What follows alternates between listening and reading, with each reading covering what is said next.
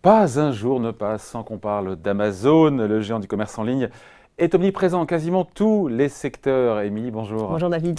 Alors, dernier secteur en date, on ne s'attendait pas, incroyable, la banque.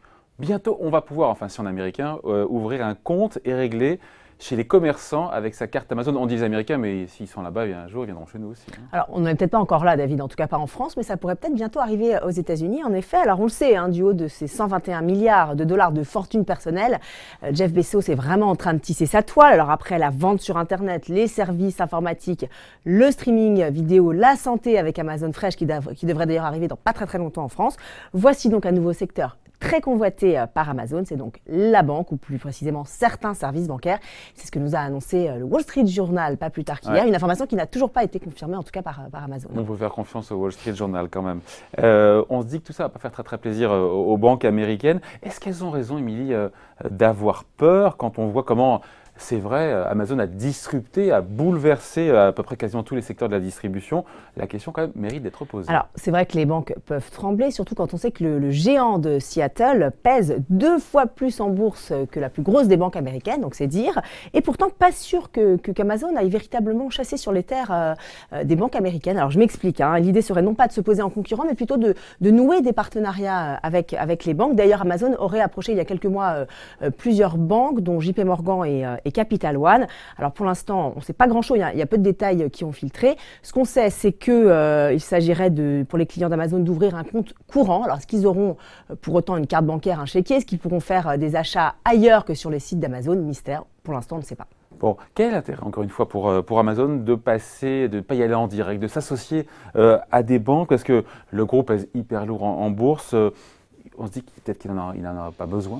Alors, il y a 2 raisons principales, David. La première, c'est tout simplement qu'Amazon n'en a pas le droit. Il faut savoir qu'avec la réglementation post-crise, le géant du commerce en ligne ne peut pas devenir une banque. Il a donc besoin de s'adosser à une ou plusieurs banques. Et puis, deuxième raison, alors vous le savez sans doute, quand vous faites un achat sur Amazon avec votre carte bancaire, eh bien, votre banque vous prélève une commission. Et donc, en nouant des partenariats avec les banques, Amazon pourrait faire baisser tout simplement ces fameuses commissions.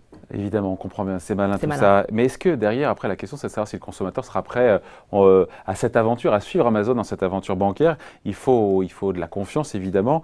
Et puis la banque, c'est un secteur qui est sensible. Oui, c'est clair qu'Amazon, avec ce type d'opération, de service, ne s'adresse pas du tout à tous les consommateurs.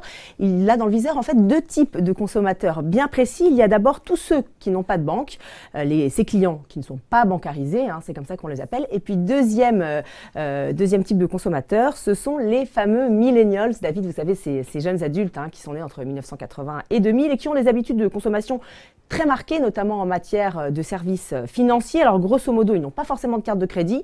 Il faut savoir qu'aux États-Unis, ils sont assez méfiants parce que les cartes sont souvent adossées à un crédit à la consommation qui est souvent très cher avec des taux d'intérêt très élevés.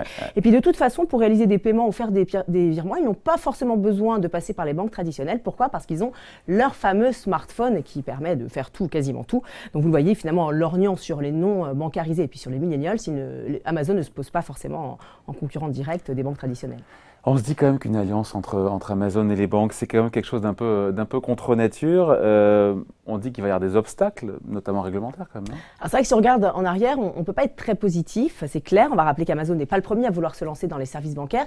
D'autres avant lui, d'autres grands groupes se sont cassés les dents. Alors on pense à la chaîne de magasins Sears qui dans les années 80 avait racheté le broker Dean Witter pour proposer des services de courtage. C'est mal terminé. C'était assez mal terminé. Puis un peu plus récemment, dans les années 2000, le géant des supermarchés Walmart avait lui aussi tenté l'expérience de la banque en essayant de demander une licence, mais il avait finalement fait machine arrière. Alors, est-ce que Jeff Bezos réussira là où tout le monde s'est planté? On sait en tout cas que le milliardaire, il a beaucoup de ressources. Il a de la ressource. On aura l'occasion d'en reparler. Exactement. Merci Émilie. Bon après-midi.